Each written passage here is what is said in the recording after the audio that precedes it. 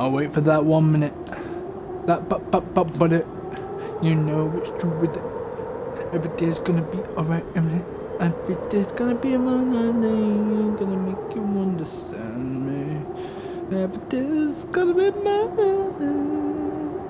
Da, da, da, da, da, da, da, da, da.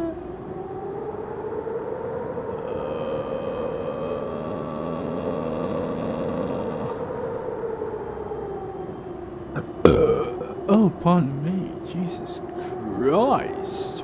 Ooh. Saucy. Anyway. Can you turn into 1 minute, please? Bro. Thank you. Welcome back to Beacon Pines. As his fingers slowly gave up, he met eyes with Iggy.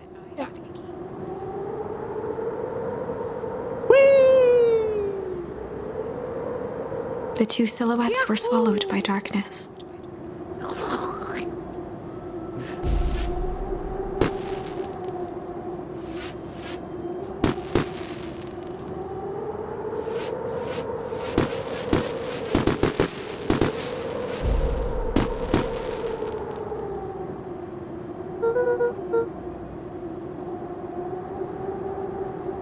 Hello, goodbye, farewell. What?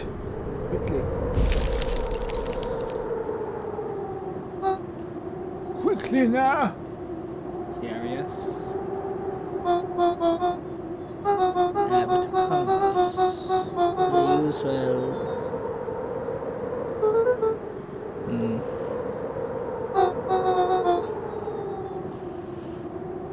Just save this town? At the end of the game then?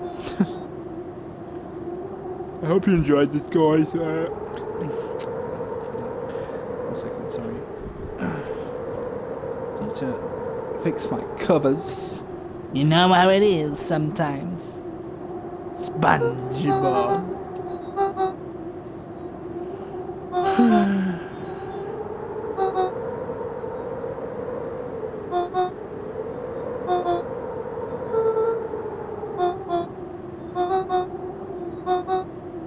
We have some idea what that would look like.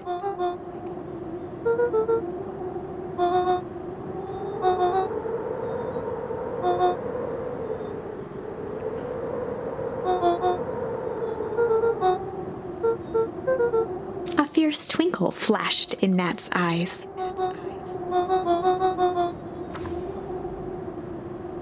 With a chuckle, Nat turned and walked west. Dumbfounded, Luca followed behind him, trudging through the snow. Every step taking him further away from everyone and everything he knew, and closer to destiny. To be continued in Beacon Pines, Pines Harder, Revenge Served Cold, Second Time's a Charm? Wait, that's it? This ends with a crummy cliffhanger just when it was getting good? I was even starting to like Iggy. No way. I refuse to be associated with some never-ending parade of sequels. Let's go back and find something more definitive. Oh.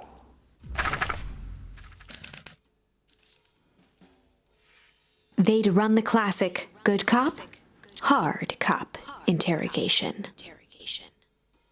Rollo brandished a steely gaze. I've got this. Read about it 100 times. Rollo swaggered past the chair which propped up the slumping Hiram Tolliver. Without even looking at his captive, he began with a long, blustery drawl. Mr. Tolliver remained motionless. Rollo spun around to face him. He'd clearly expected to rouse Mr. Tolliver with his booming voice. Beck and Luca gave each other an unsure glance. Rollo slammed his fist on the table. He grabbed the table lamp and beamed it onto the unconscious face.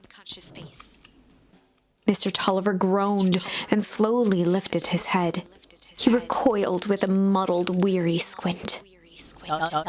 The chair wobbled as he attempted to straighten up. Mr. Tolliver could only make out rough shapes through the glaring light. With a gruff tone, Rollo hoped to both conceal his voice and intimidate.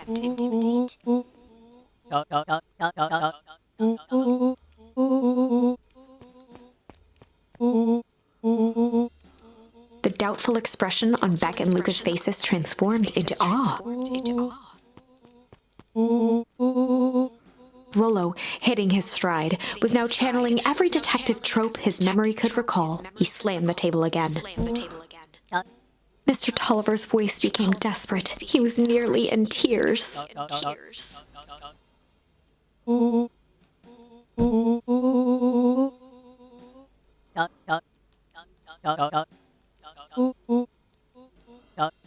Mr. Tolliver was in a daze, now more confused than ever. He shook his head, feeling more and more dizzy.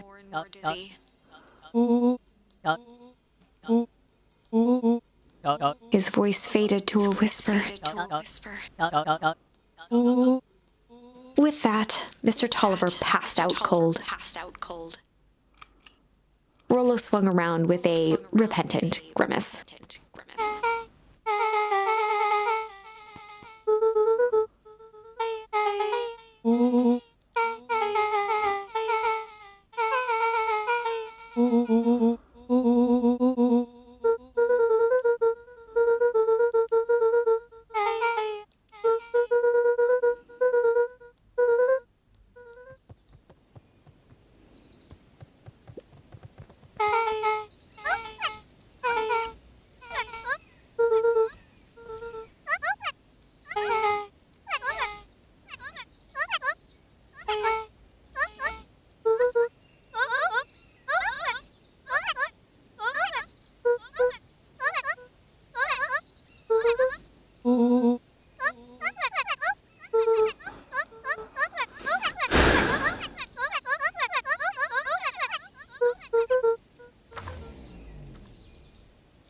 Chapter 6 Feet Under, 3 Towns Over. The kids spent the rest of the afternoon combing through dusty piles of old county records, desperately searching for anything that could help them make sense of Mr. Tolliver's cryptic utterance. Luca tried to shake the thought of Gran's basement, but his focus wavered. Explosives, messages hidden in jam, dossiers on various town figures, and a corkboard threaded with photos.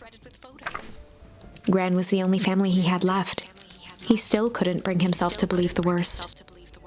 But the old map with the symbol of explosives in town square made that difficult. As the sun began to set, the kids were no closer to the truth.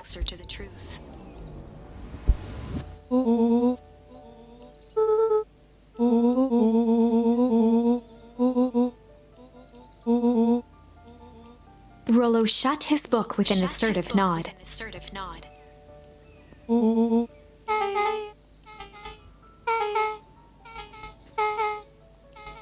Rollo muttered under his breath.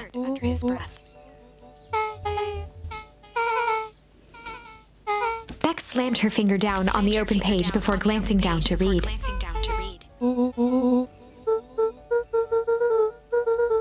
Something tickled the back of Luca's mind.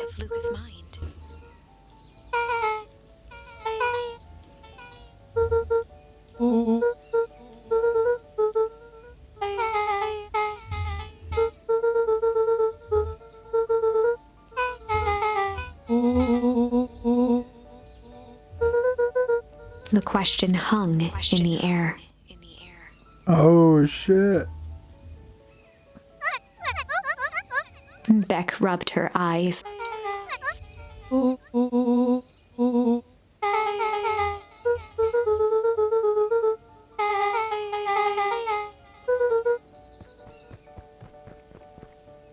It's been Dad the entire time, and he just removed Luca's the Gran heart was mask. pounding as he approached the house. If he was lucky, Gran, or whoever it was, hadn't gotten back yet. And of course, there was Mr. Tolliver tied up and unconscious in the basement. Dealing with him would be the first order of business. Luca shook out his arms to calm his nerves before entering.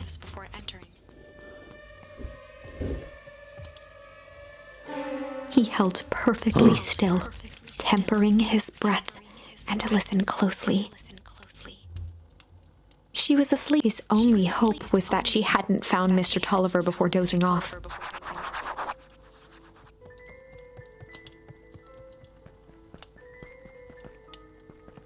Hey, wake up.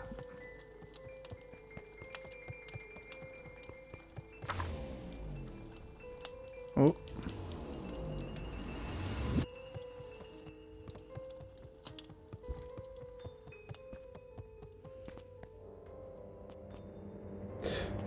He's gone. Mr. Tolliver was nowhere to be seen. Or maybe Gran knew everything. Lucas, not realizing it, he'd gone the entire day without eating. Luca rushed over to the pile of jam jars, unscrewed one, and shoveled a handful into his mouth. He flipped the lid to read the label.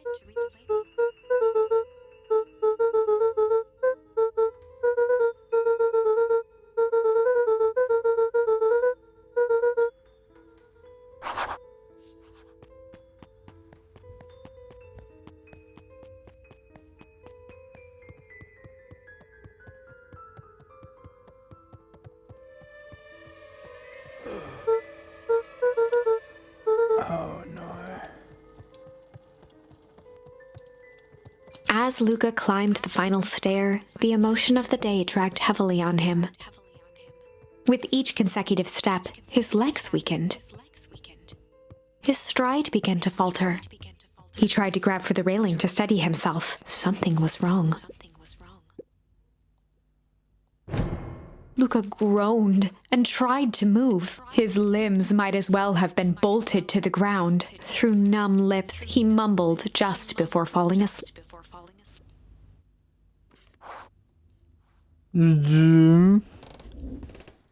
Probably, dude.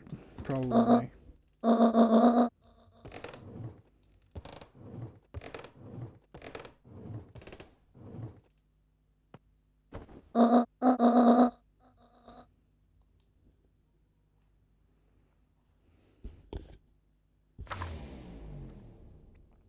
Chapter 9. A speech to end all speeches. Luca awoke to find himself face down in bed. He moaned into his pillow. Why would Gran drug him? Or rather, why was she trying to drug Mr. Nuncreed?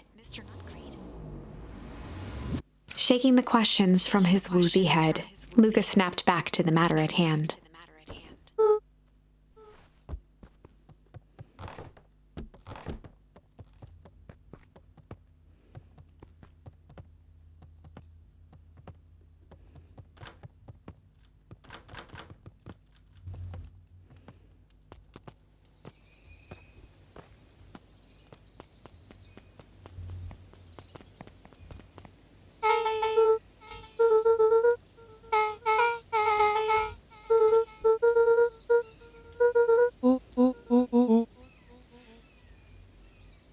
Oh, Sly.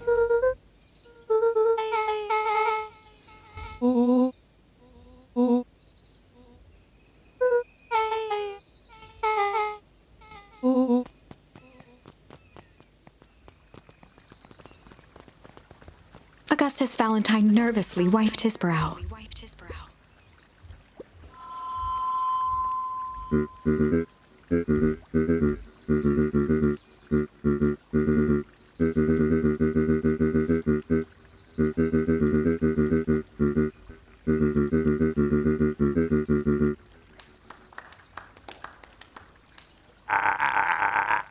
Gus cleared his throat and awkwardly loosened his tie.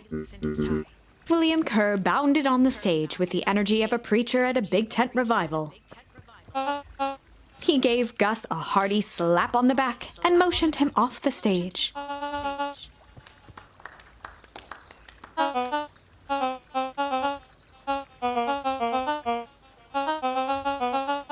Mr. Kerr pulled a thick stack of note cards out from his vest.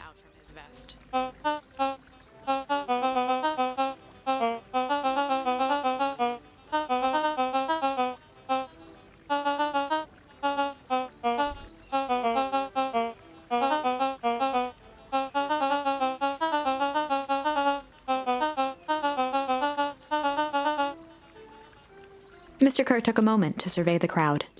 He wiped away a single tear.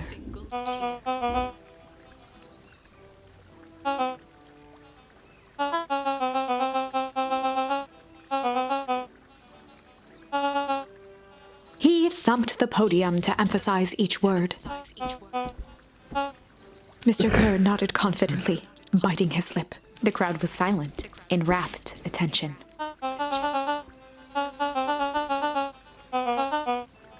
Mr. Kerr methodically made eye contact with each section of the crowd.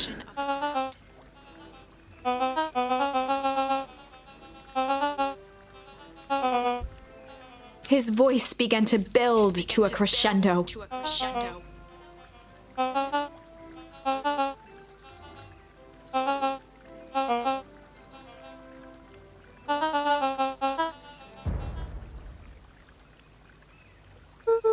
The crowd began to look around nervously. Mr. Kerr quickly flicked through his note card.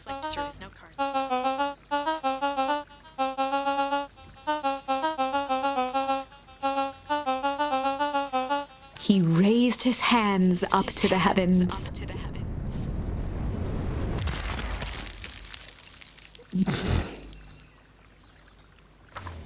Oof.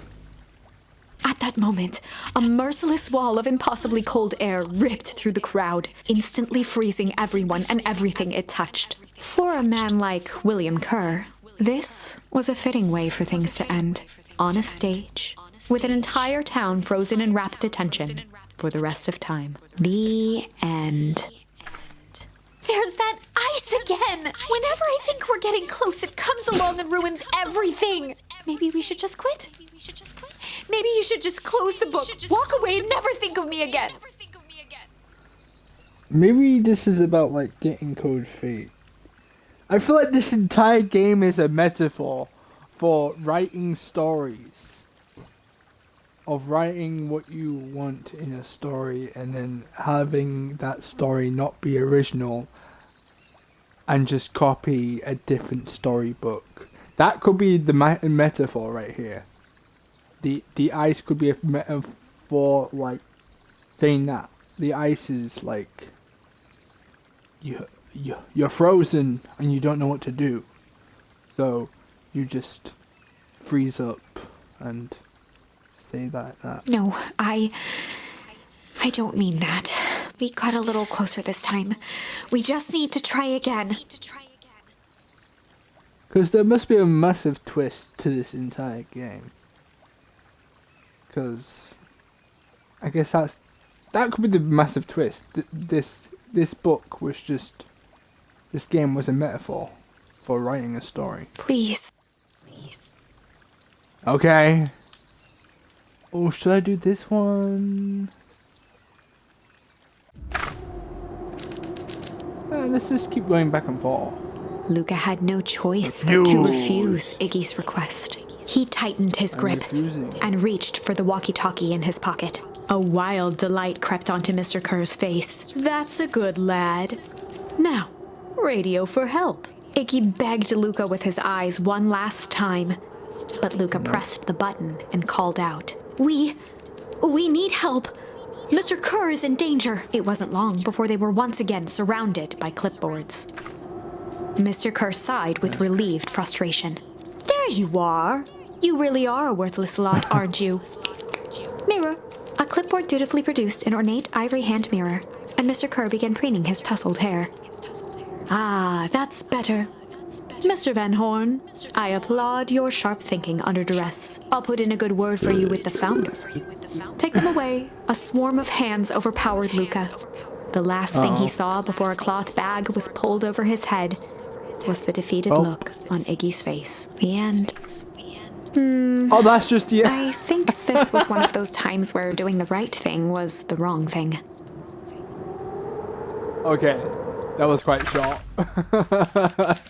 Alright, that was fun. Alright, Sly Cop it They'd is. run the classic good cop, sly cop Sly interrogation. Let's go. Luca and Rollo ducked behind a barrel, leaving Beck to her task. Ah. With a few crisp snaps, she roused Mr. Tolliver.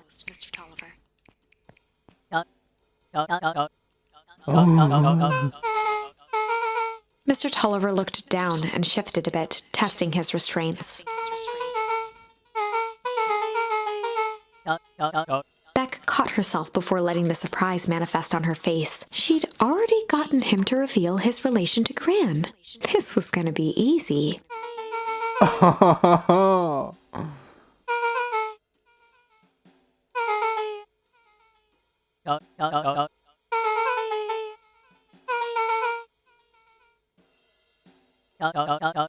Mr. Tolliver wriggled a bit in his restraints. Beck quickly removed the ropes.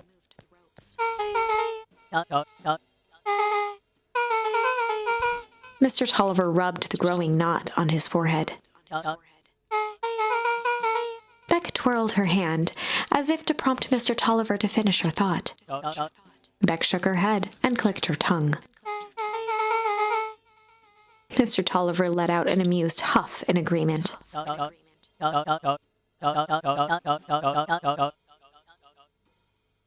We are going to destroy the sauce.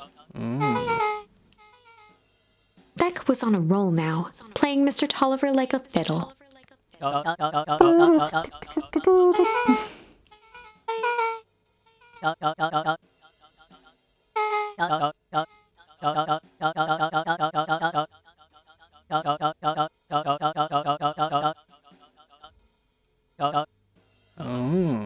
Underground secrets.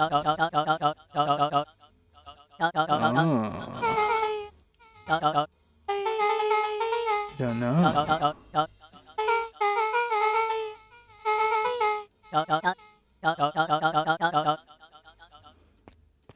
Heading for the stairs, Mr. Tolliver hesitated and turned to Beck with a puzzled look.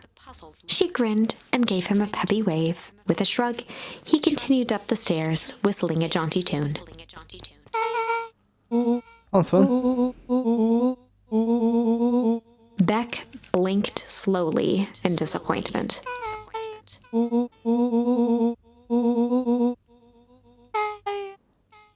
She turned to the table and began tearing small scraps of paper. Beck marked each scrap of paper and leaned back.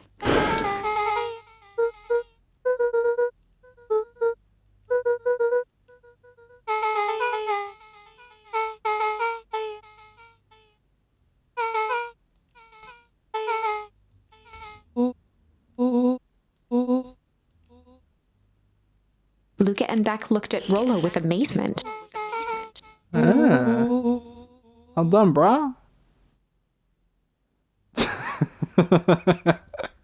Okay.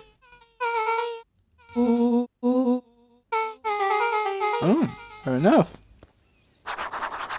Someone has to like ciphers, I guess. Oh, hello. Here. Nope.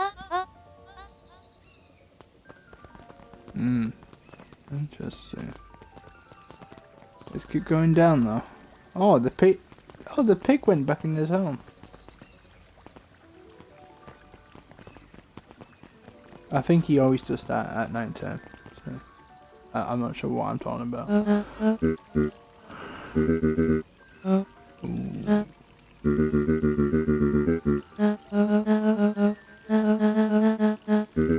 Gus looked around nervously.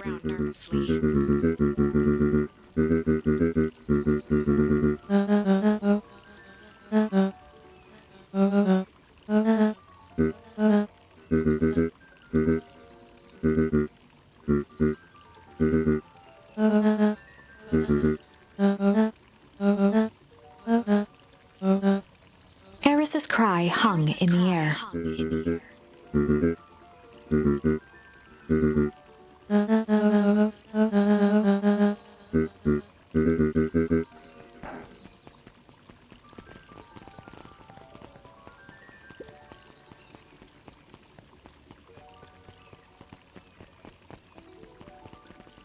There she is again.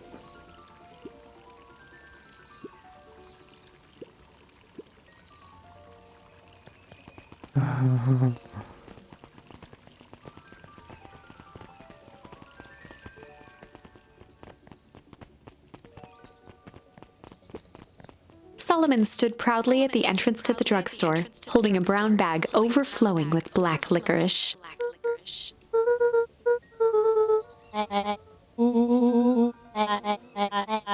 Solomon shoveled a surprising amount of licorice into his mouth.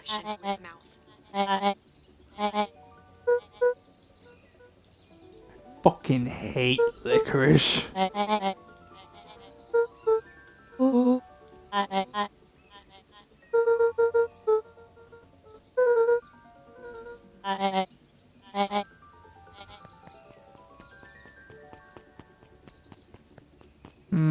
I'm sure that licorice is meant for something else, though.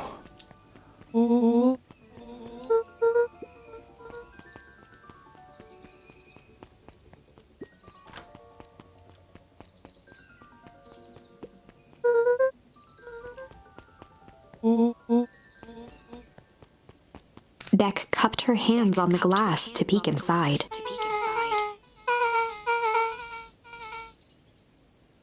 Oh, I bet it's like an elevator. Beck flung open the door, and they all squeezed in. Exactly. I knew it! Luca cracked his knuckles and entered the letters into the keypad.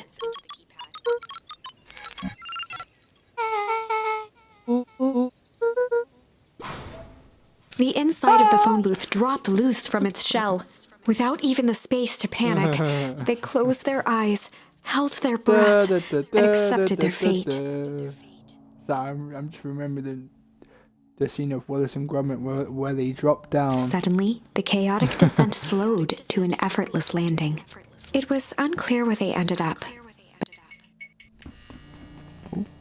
The air was stagnant and smelled vaguely of chlorine. Chlorine!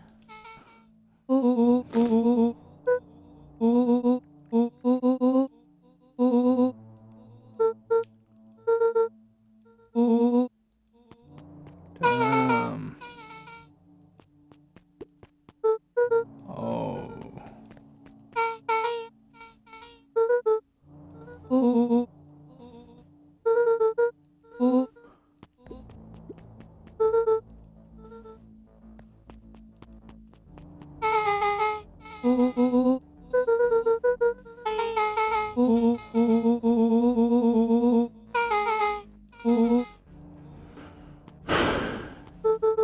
The second one?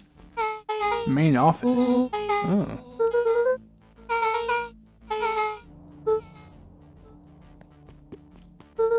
And the third one?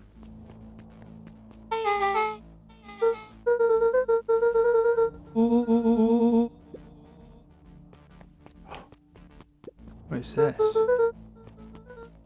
A lot of buttons. Yeah. Press all of them. Rollo's hands hovered over the field of blinking buttons.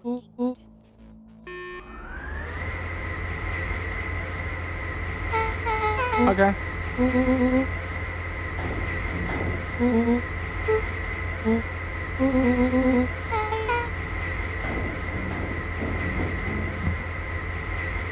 Oh. Shit. Shit. Shit. Awesome.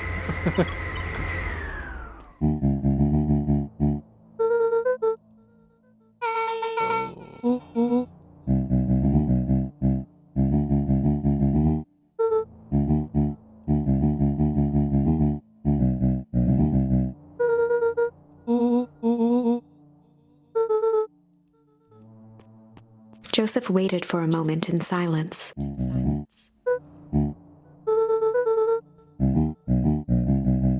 He gestured toward the strange tubes.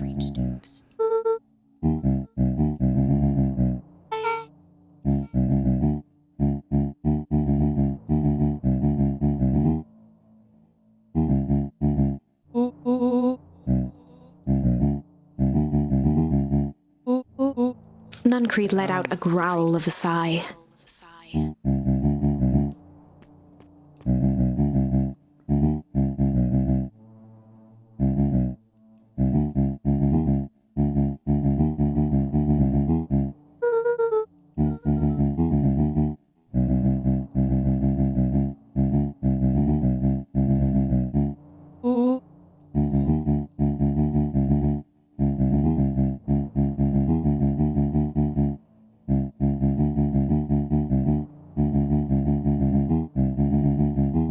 He shook his head wistfully.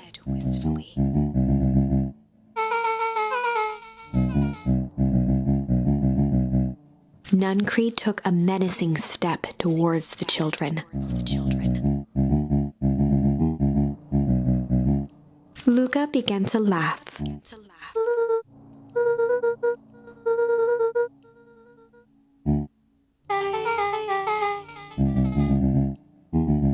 The color drained from Nuncreed's face.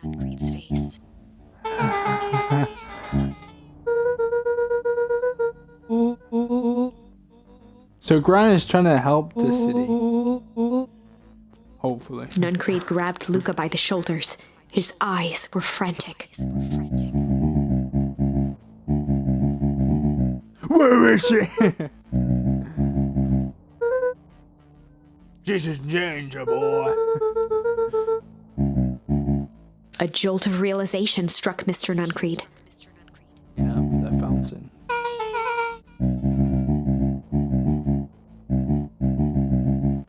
Crystallize. Oh. Wait. Was Gran at that festival? Oh. I don't think she was. Interesting.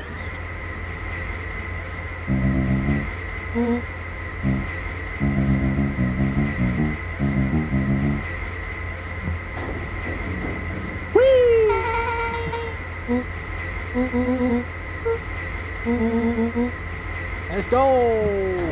Yahoo! Yahoo! Here we go! Chapter 8. The Cold, Hard Truth. Beck leapt up, allowing the suction to yank her into the dark. Dimness eclipsed around her like the shutter of a camera as she seemed to cover great distance in mere moments. Her only points of reference were glints of upcoming turns, which approached with frightening speed, only to carom her gracefully along. She heard the tinny, distant echoes of Rollo's glee. Once she stopped fighting against it, the ride was impossibly smooth.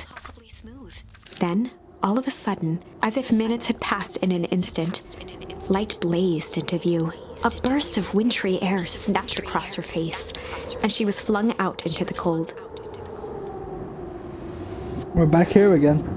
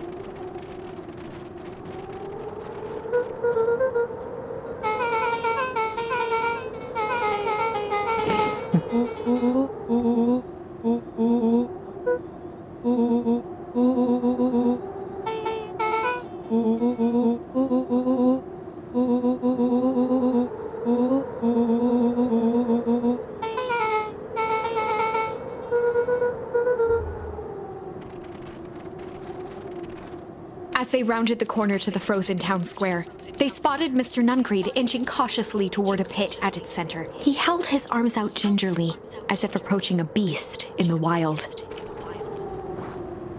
Upon closing the distance, Luca recognized what Nuncreed was after. Gran stood confidently at the edge, one arm outstretched over the abyss. Nearby, a wheelbarrow had been emptied out. She held a lit torch, which flickered in the bitter wind.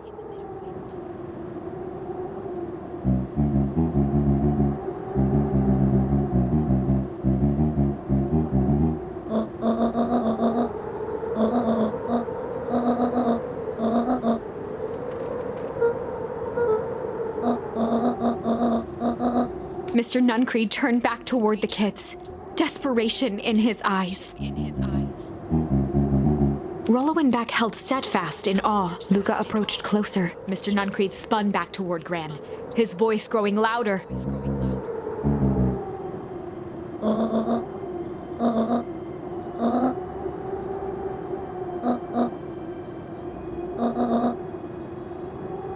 Mr. Nuncreed winced with anguish. His voice hardened.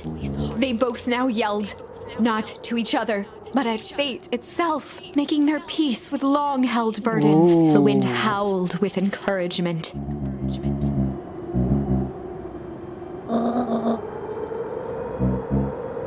They menaced at each other, both catching their breath. The moment balanced on a knife's edge.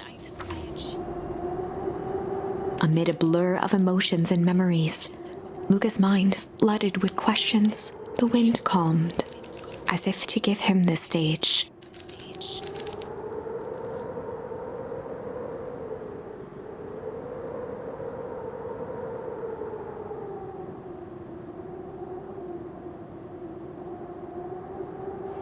And in the stillness, he began to weep. It was all just too much. Falling to his knees, Luca whimpered softly. The tears crystallized as they hit the snow. Gran stared at Luca for a moment with warm sympathy, remembering why this was all necessary. She stiffened up and brandished the torch at Mr. Nuncreed. Ignoring his final plea, Gran flung the torch into the deep darkness. She smiled and exhaled in relief. Mr. Nuncreed moaned in resignation. The torch echoed as it ricocheted down the hole, punctuated with a thunderous thud.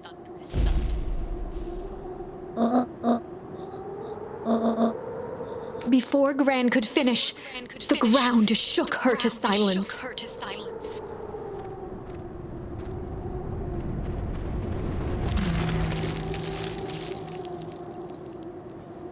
Yeah.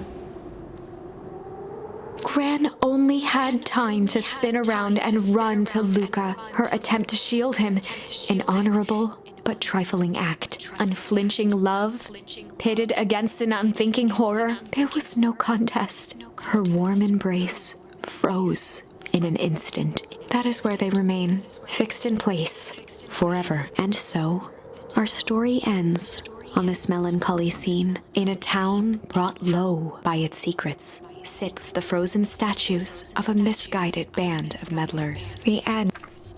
Well, that was dire. On the bright side, we finally figured out where all the ice is coming from. Now, we just need to find a way to deal with a mystic, unfathomable force of nature. Well, it's time to hum. And in the stillness, he began to hum. After the death of his father, Luca had trouble sleeping. Each night, his mother would sit at the foot of his bed and hum a gentle melody. It was the only thing that could calm his mind, the only thing that, however briefly, could make it all seem okay. That melody pervaded every memory Luca had of his mother. Shivering in the raw snow, he began to hum it out loud.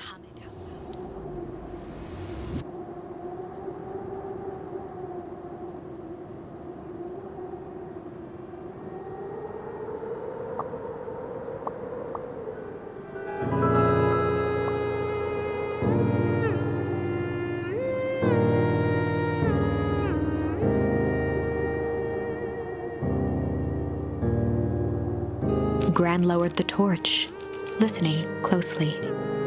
As recognition slowly set in, her heart sank. Those countless nights of consolation, the incomparable loss they shared together. She let the torch fall to the snow and sizzle out. A few steps toward Luca was all she could bear before dropping to the snow herself. Through a flood of tears, she began to hum along, note for note.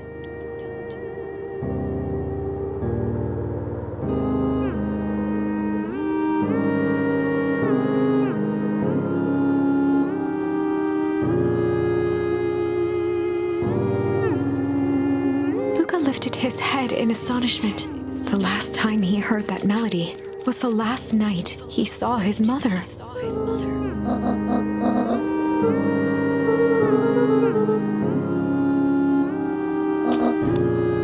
Luca blinked through blurry, watery eyes, trying to see more clearly. He could just make out the impression of a familiar face. He peered across the snowscape at the woman on her knees. Something about her was undeniably his mother, only smaller, older, changed. Luca sprinted as fast as he could toward his mother.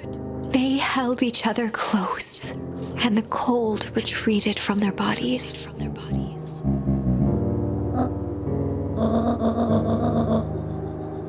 Eleanor looked down at Luca, tightening her embrace in an appeal for forgiveness.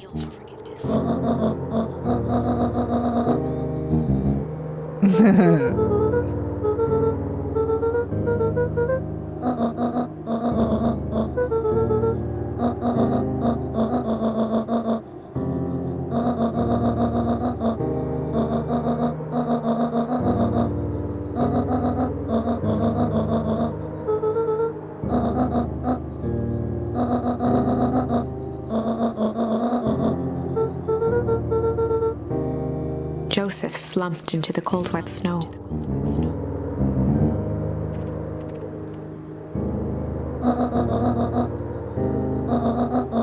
For the first time in a long time, her voice felt like her own again. Luca gazed down at Nuncreed with pity. He looked small. Joseph stared into the snow as if searching it for answers.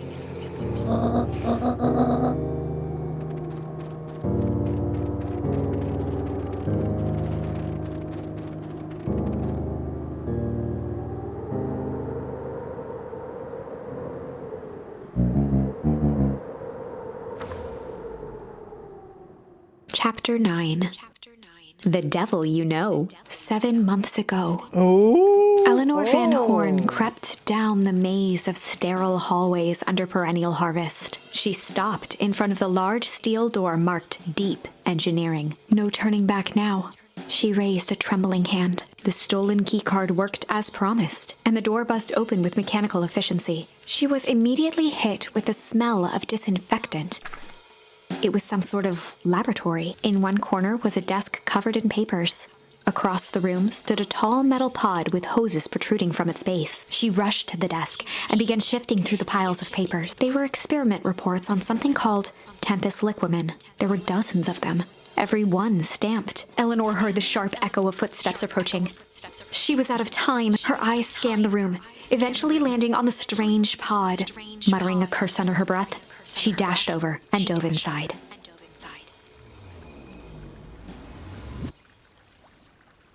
Oh.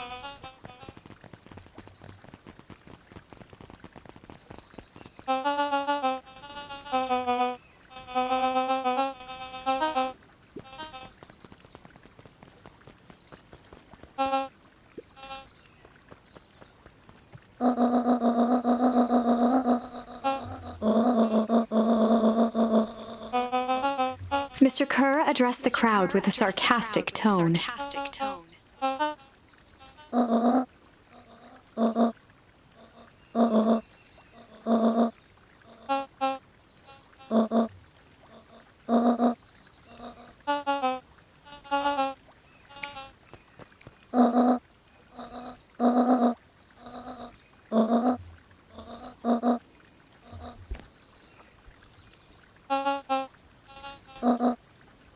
Whispers filtered through the crowd.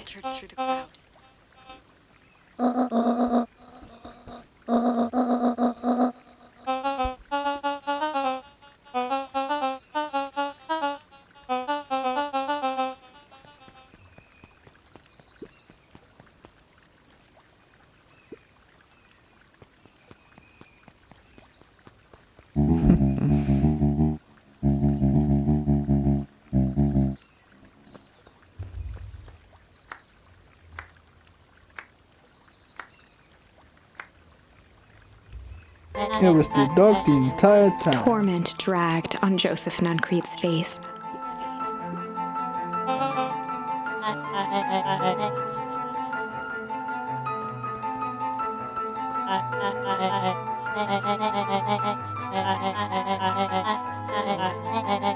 He paused for a moment, plucking a piece of fuzz from his sweater and discarding it to the ground.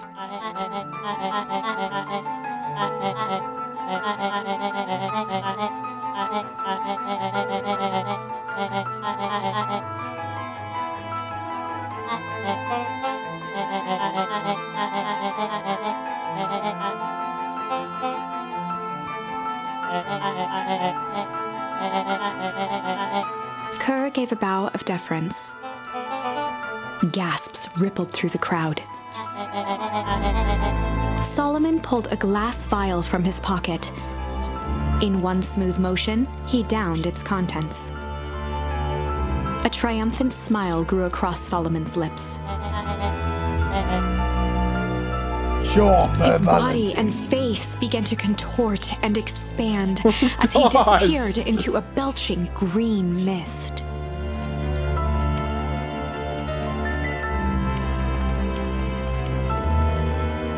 A hushed horror gripped the crowd. This is a story about change. What? No! So you didn't see that coming. Sharper examined his new hands. Well, this is quite the improvement. Everything looks so much smaller. Elna was right about one thing. The festival was a ruse. I wanted you all to witness my glorious return with your own eyes. Why does everyone look so diabolical? This is a celebration, everyone. Maybe it would help if we set the mood. Mr. Kerr, be a dear and reveal the sign. Ha! Sharper Wonderful. choked out a crude squawk of laugh. Frustrated grumbles sprinkled through the crowd. Sharper, you malicious bastard! I'm glad you're back, so I can tell you to your face. You destroyed this town. I ain't gonna let you get away with it again. Sorry, this is not the time for audience participation. Some assistant. William Kerr gave a subtle nod to the clipboards.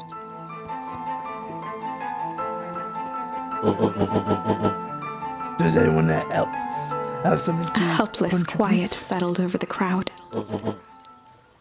I thought so. Did you truly believe you would be free of me? A town of complete and utter fools. You people should be celebrating my return. You're completely lost without me. And that leads me nicely to my children. Daddy? God. I gave you both the greatest gift a parent can give. An opportunity to prove yourselves to my absence. It's granted. I say I am disappointed would be an understatement. But I... Okay, I give up now.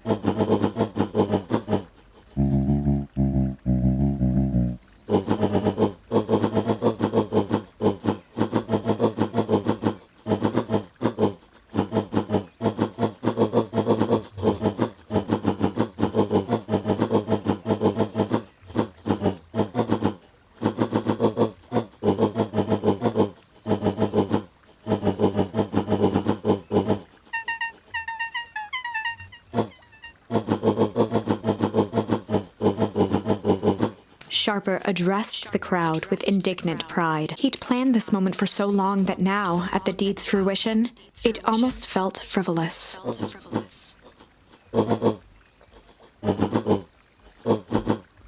Mr. Kerr flourished a preposterously elaborate bow.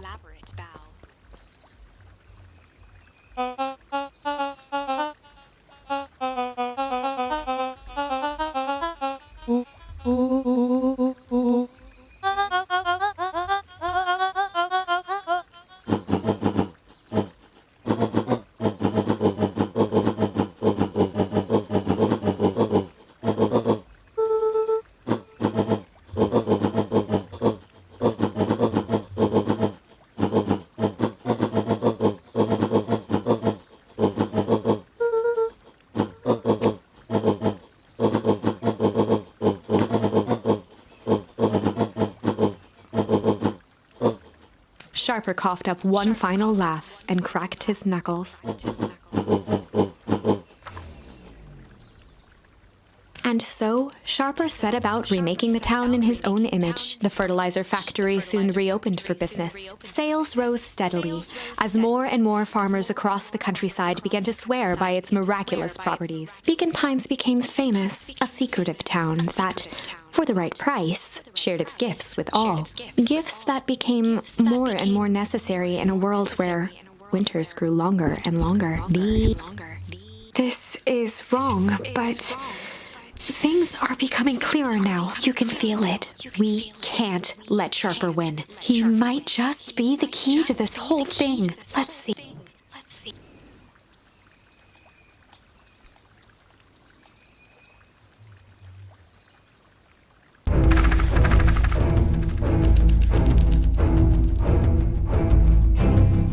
There was a malice lurking behind those eyes, like a trap ready to spring. Luca felt the weight of Nuncreed's hand on his shoulder. Something wasn't right. He didn't know why, but something was telling Luca to get out of there.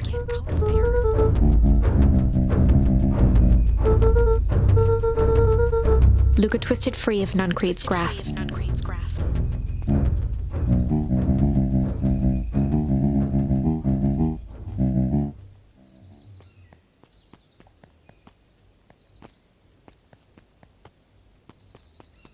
Alright, see ya.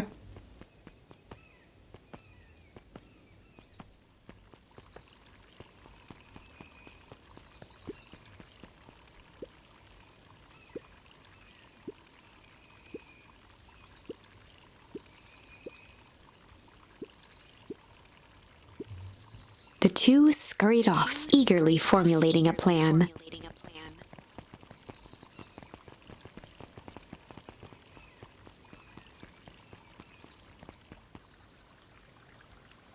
Ooh.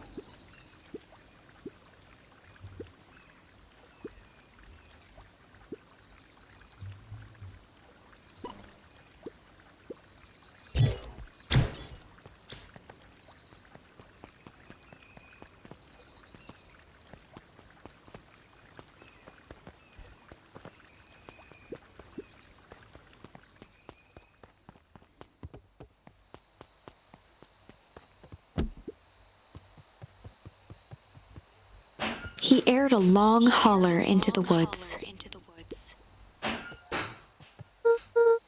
Luca felt his eyes getting heavy and plopped into the beanbag. He conceded to its lumpy embrace.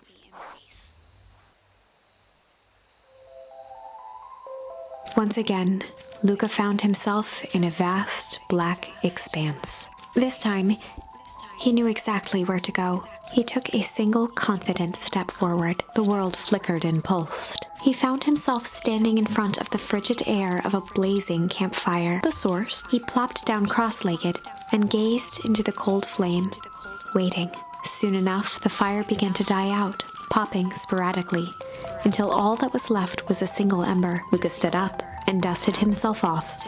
He plucked the glowing ember from the cold ash, examined it, and slid it into his pocket. The voice of his father spoke behind him. "You made me proud, Buckaroo." Luca turned to face him. "Dad, what is this place?" A warm grin grew across his father's face. "A place where everything that has been and everything that could be all wait together." Luca found himself staring at his father's face, trying as hard as he could to memorize every single detail. Wait? For what? Another voice spoke out as Luca's doppelganger stepped forward. That's up to you. Without knowing why, Luca began to weep. Is any of this real? Are you real? Luca's father bent down to smudge away a tear. Of course, I'm as real as the part of you that misses me. Luca turned to look at the older version of himself. And you? The doppelganger choked back tears. I'm as real as the part of you that's angry he's gone. That makes sense. Through his tears, Luca laughed. I think so. His father pulled him in for an embrace. Time to go, buckaroo. Luca was startled from his dream by a banging on the floor. A commanding voice rumbled from below. Just as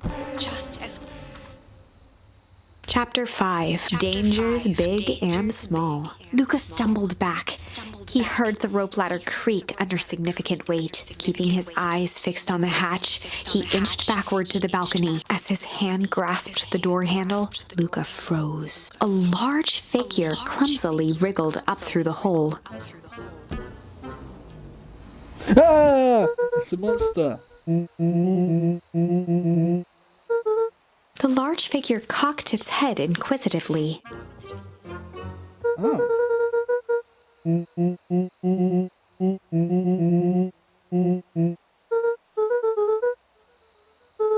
Whoa.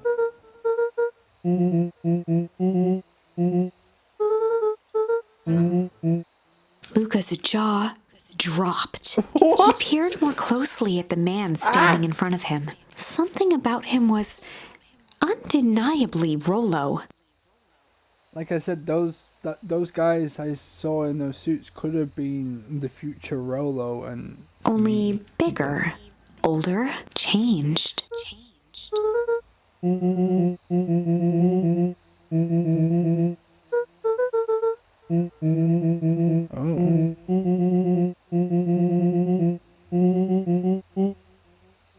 Rollo proudly presented his hands to Luca.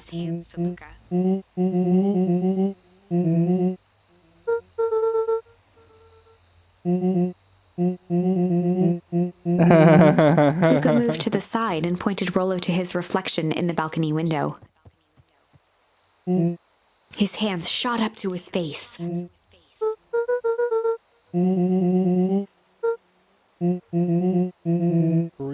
Green crud. Tasted like licorice. Oh.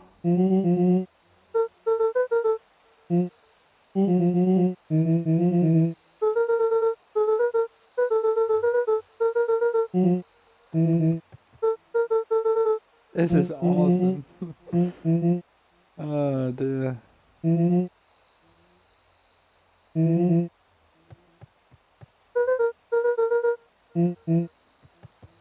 Rollo shadowboxed a few jabs. With a yelp, Rollo dove behind Luca.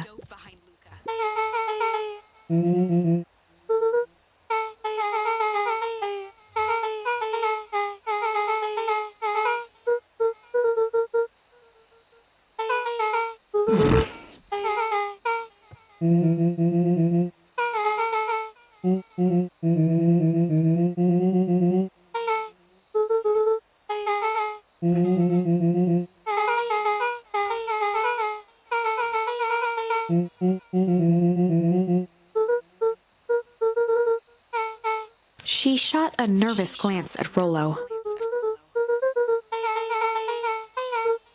Beck's eyes narrowed.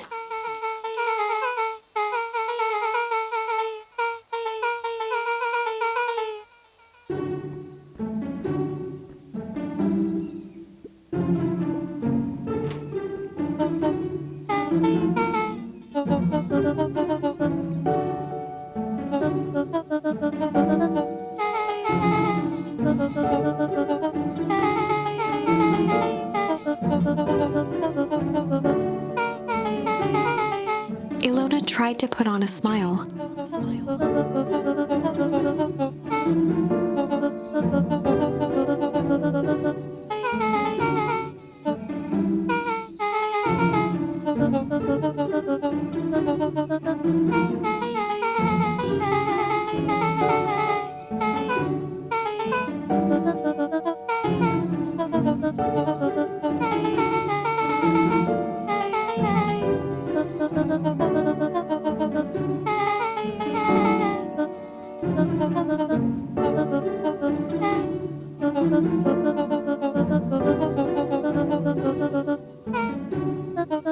She sighed, and after a moment, looked down at Beck sympathetically. She flashed a sly grin and tousled Beck's hair.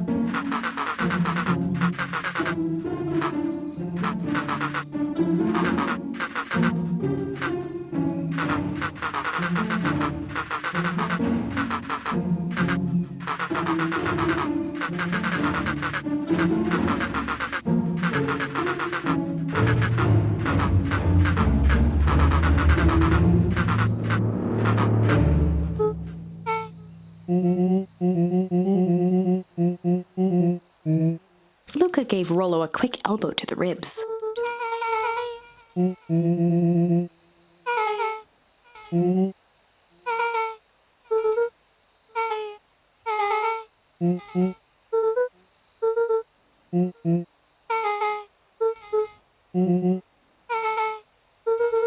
Beck flicked a large sheet of paper out of her pocket and slammed it on the floor.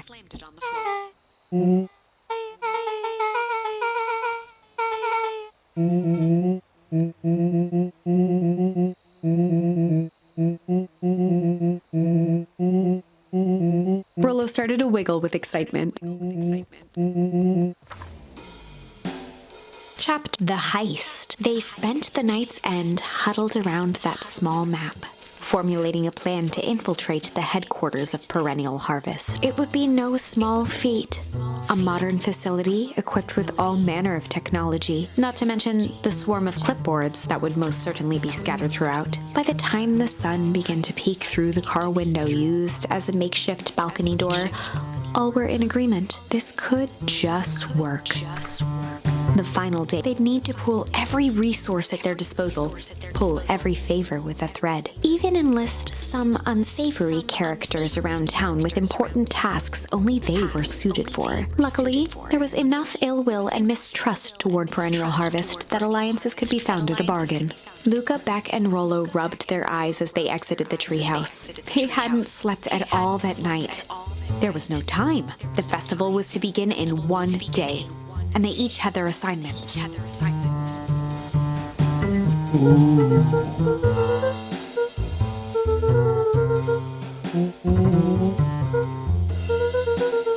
He waved vaguely at Rollo's sizable figure.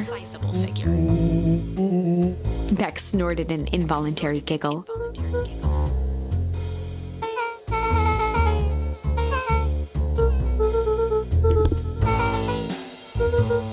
They each looked at each other with sleepy confidence and nodded.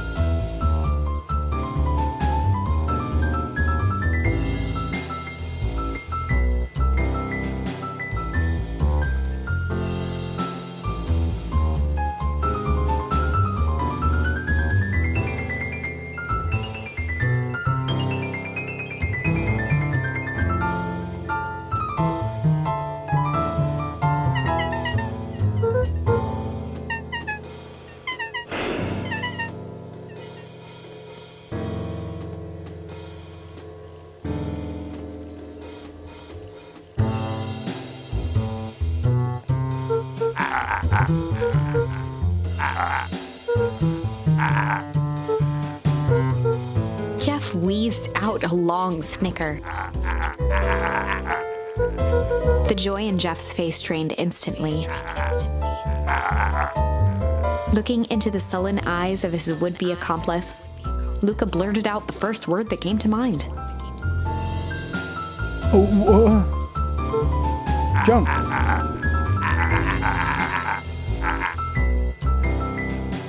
Luca wasn't ready. He shouted out That's some shit.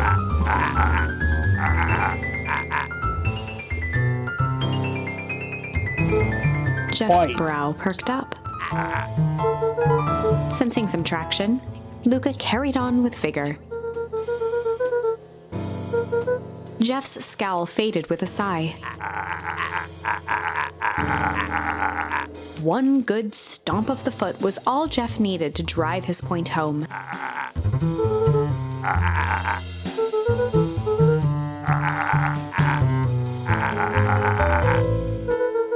Luca offered out his open hand to seal the deal. With a firm and dusty grip, Jeff reciprocated.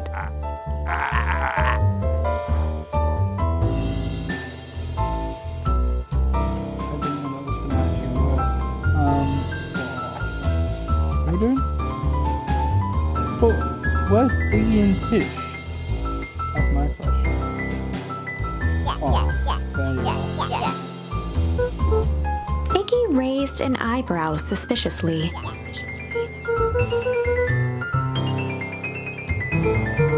shit. Iggy gave a reluctant shrug.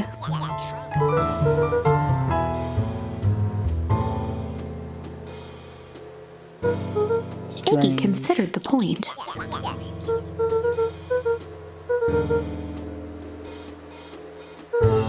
Break.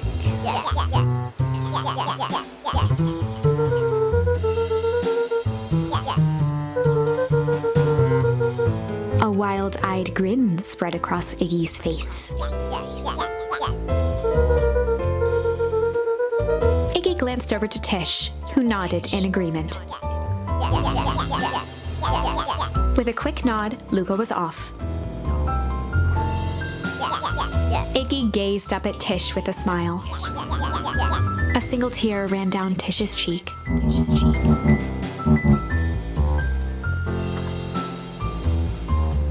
Chapter 7. I think A they good like heist requires preparation, and thorough preparation takes time.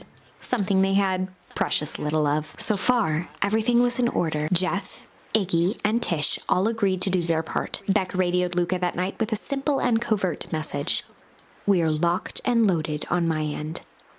And Rollo, after a lengthy confession, managed to persuade Roxy and Fitz to help. He stowed away in mission control for the night to avoid attracting attention.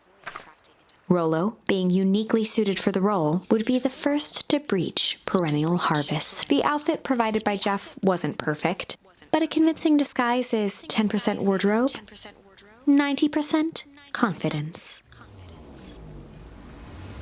Rollo took a few vigorous breaths and shook out his arms.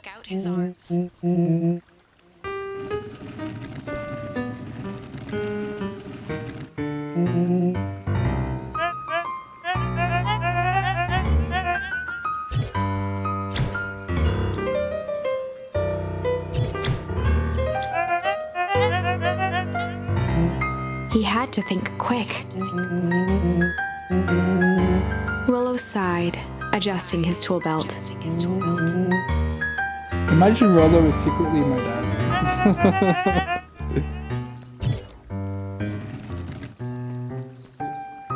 With a stroke of his mustache, Rollo proceeded into the Perennial Harvest head.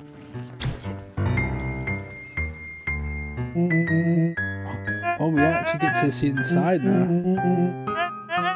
He stammered and flipped through the pages of his clipboard. Rollo interrupted with urgency in his voice.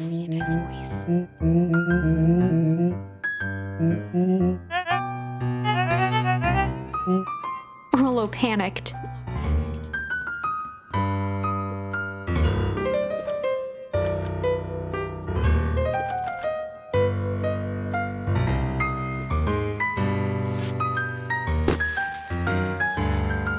Aha. The distraction was enough for Rollo to regain his confidence. The clipboard fumbled around in a frenzy.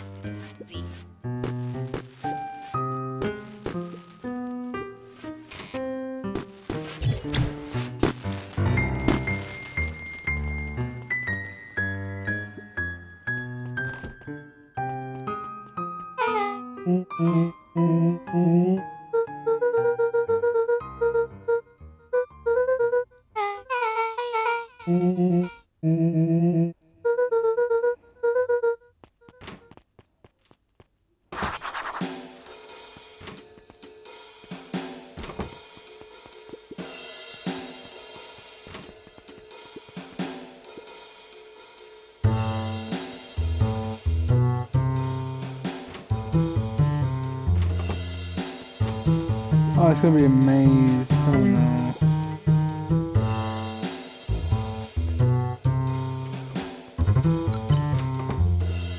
Solomon stopped in his tracks. A veneer of confusion flashed across Solomon's face. His words rushed out dramatically.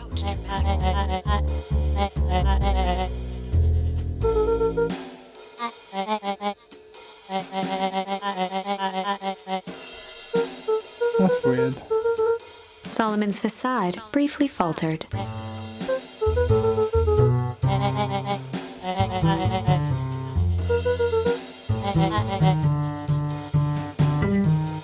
I think Solomon is lying.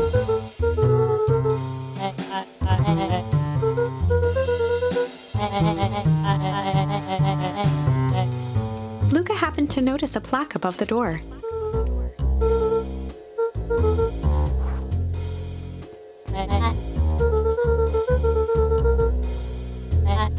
Luca tried the handle. Solomon leaned forward to examine the mechanism. Luca smiled and looked at his watch.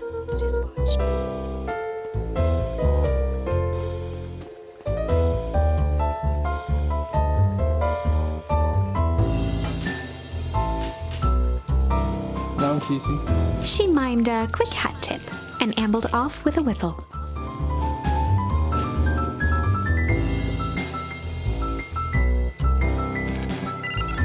The light on the keypad changed from red to green.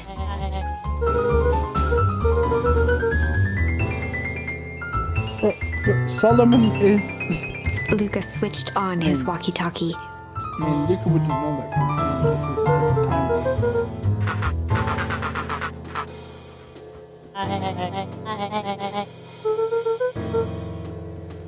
On the computer screen, a green cursor blinked in a password field. Luca pecked out his best guess: underground secrets. The screen blinked to life. Columns of green numbers glowed on a black background.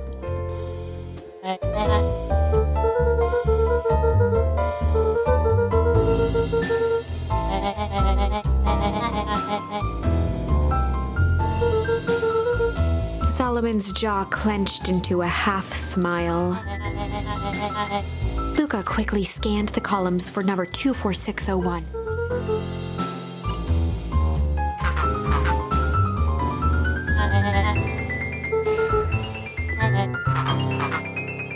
Once again, Luca scrutinized the numbers on the screen. In that moment of distraction, Solomon reached forward and pressed a large red button.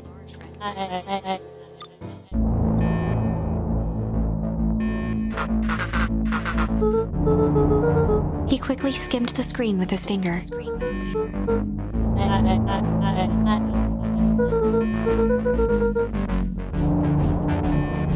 He wasn't trying to help.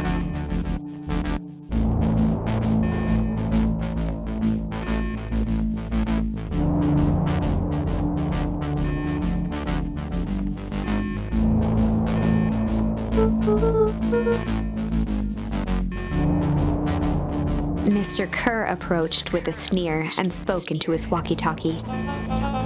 With self-satisfaction, he called into the hallway.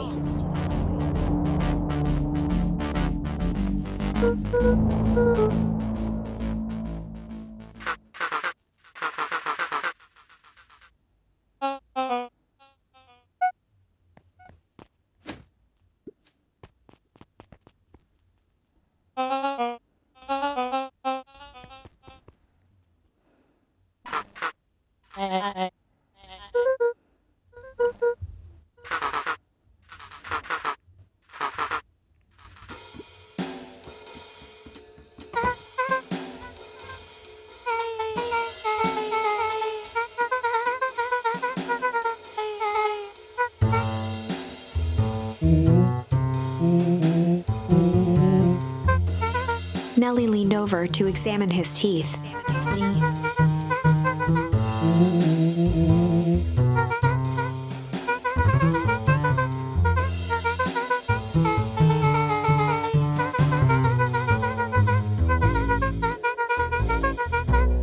Oh, she thought they was gonna do it on plants. Well, not on people. That's understandable.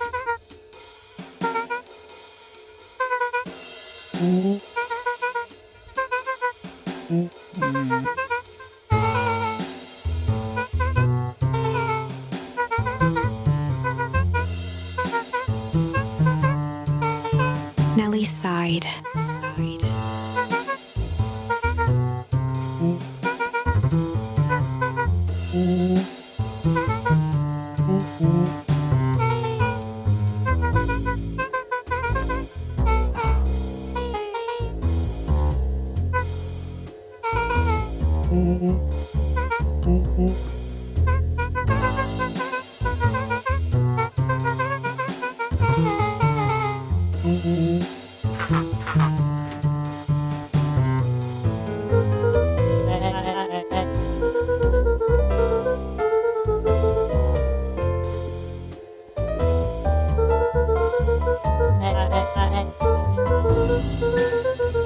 With a subtle, quivering lip, a smile crawled across Solomon's face.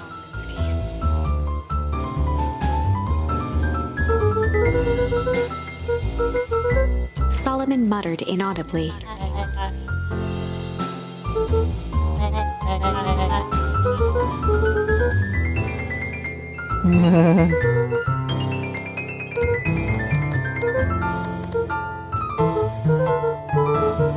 Solomon once again muttered under his breath. Luca tugged on each of the cabinets.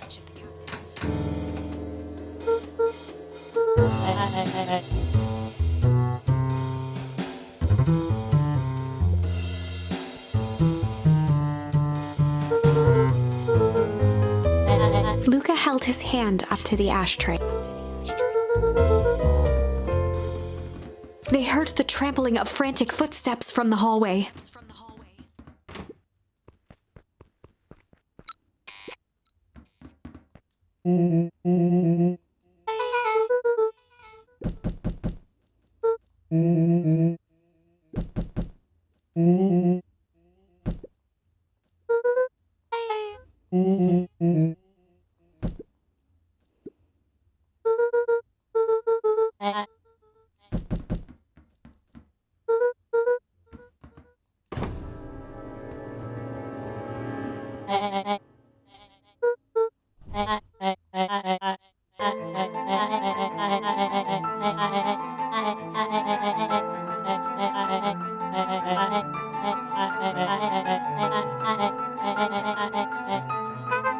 Her eyes searched the floor in thought. Solomon watched eagerly, waiting for the flicker of epiphany. With a sickened look, she peered into his soul.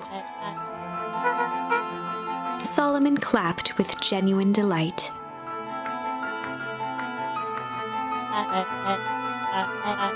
Solomon glanced down, examining his youthful form.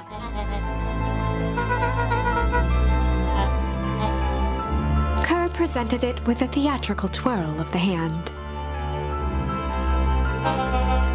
Before he could finish, Rollo snatched the vial from Kerr's palm.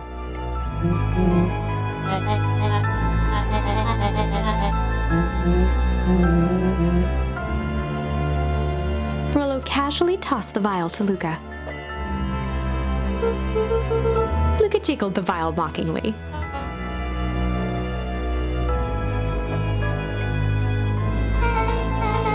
She held it tightly behind her back. Solomon sighed, speaking in crisp, measured syllables.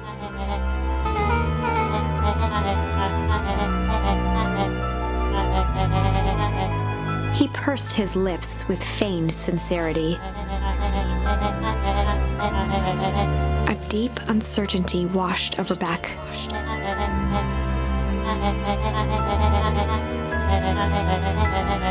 She looked to Nellie shakily. With a dispirited nod, Nellie sighed in defeat. Beck slowly approached Solomon.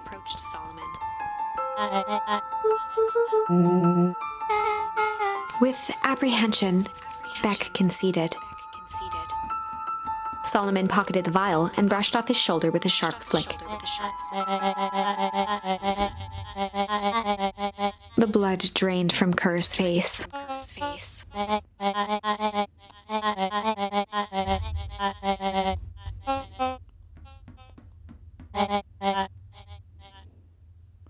Wait.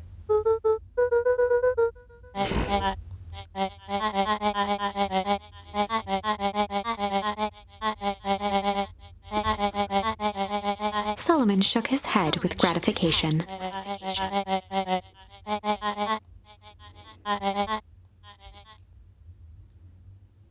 A muffled applause resonated faintly through the walls.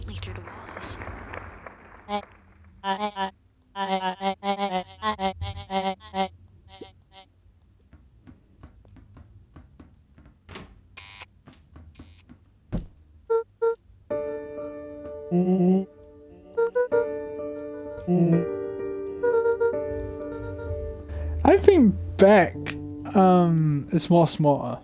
I think Beck, what she probably did, is swapped it with a different chemical. Maybe Anna. Nellie was staring at the floor, deep in thought.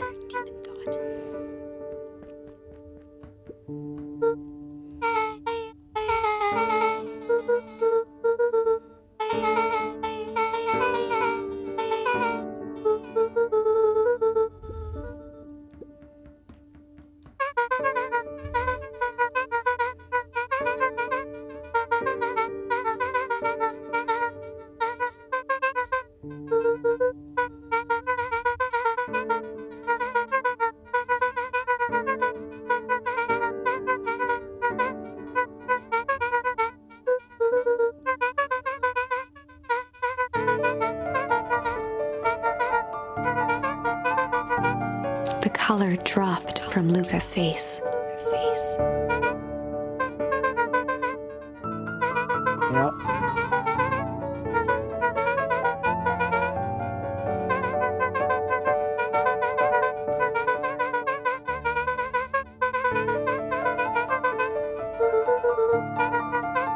Luca was overwhelmed with emotion. A sudden explosion sounded from the hall. Chapter 8, Comeuppance. Ears still ringing, Gran picked herself up off the ground. Through the dust and smoke, she looked over to see Mrs. Fratelli helping Hiram Tolliver to his feet. She'd had to beg, borrow, and steal to acquire those explosives. How many nights had she spent visualizing how she'd use them to make things right? And now, her one shot at destroying the source, that damned hole that swallowed so much of her life, was gone. Traded for this jagged hole in a wall and a foolhardy shot at rescuing Rollo. With Fratelli and Tolliver at her side, she stepped through. It was a strange feeling. The last time she'd stalked this maze of hallways, it was in a different body. They quickly rounded a corner to find a group of clipboards guarding a door. Something worth guarding is probably something worth seeing. She leapt forward, brandishing her cane. If her last chance at vengeance for things lost was truly... Oops.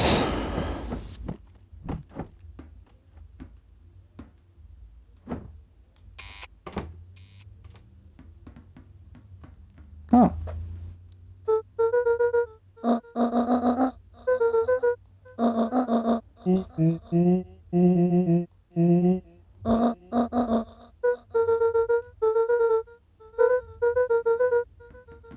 They made their way out from deep within Perennial Harvest, just as Solomon finished up his... Solomon pulled a glass vial from his pocket. In one smooth motion, he downed its contents. A triumphant smile grew across Solomon's lips. I know it! I fucking With a know it! mischievous look, Beck elbowed Luca. I knew Beck. I knew Beck was Remember more when I smart had the than that. vial behind my back? Oh. I might have tweaked his wonder potion with a little change.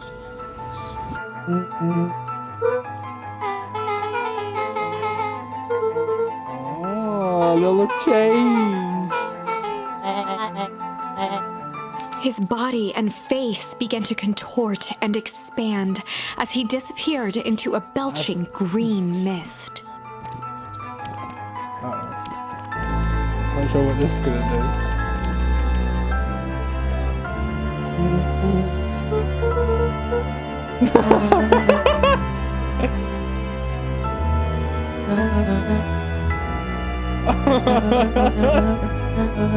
Eris awkwardly cradled the squirming child. She looked to her brother, her voice shaking with uncertainty.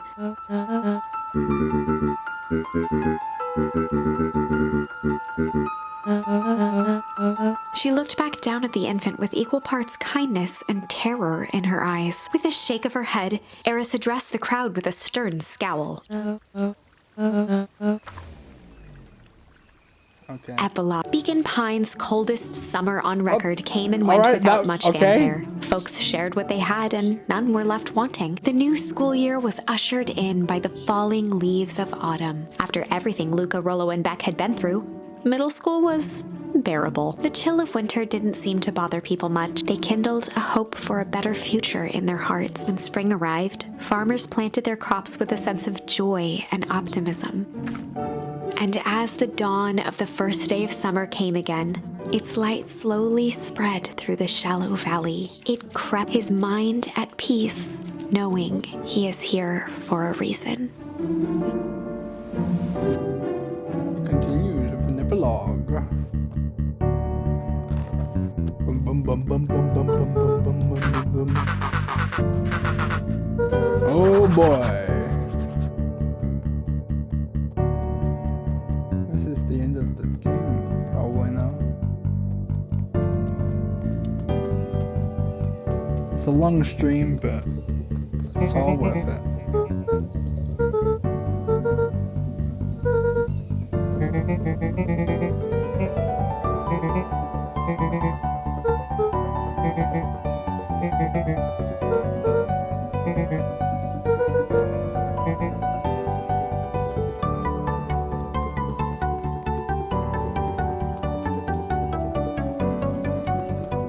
Let's go!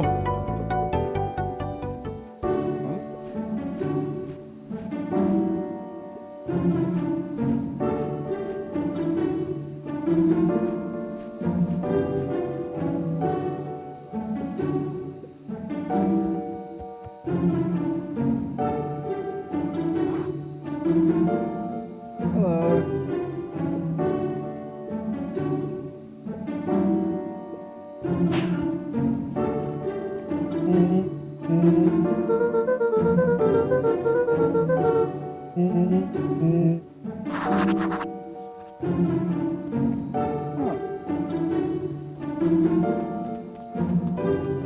See ya.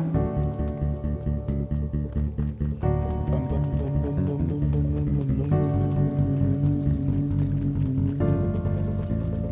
Pick up from the ride. Everything's gonna be right. You know it's alright.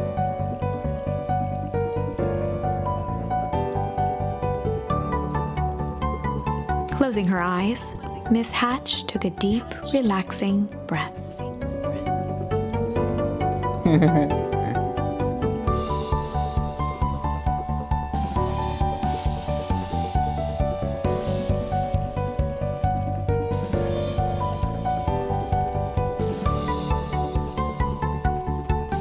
But then,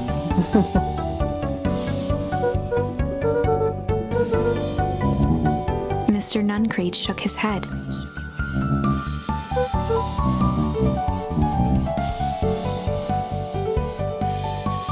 Alright, see you later, bro.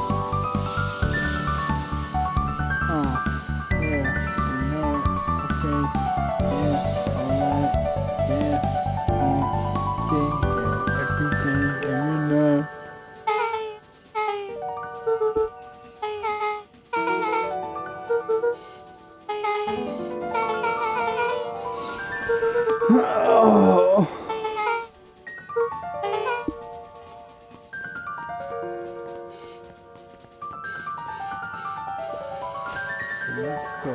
Oh. Okay.